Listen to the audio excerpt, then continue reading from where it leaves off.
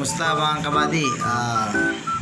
Gumawa ako ng video para sa mga kaibigan ko na nakakasalumuha ako sa inom, no? Masakit mang isipin pero tatanggalin ko na ang pag-inom.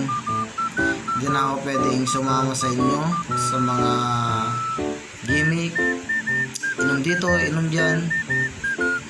Masakit man isipin pero kailangan. So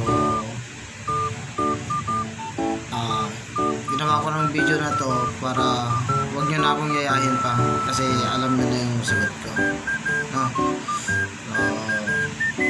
Pasensya na.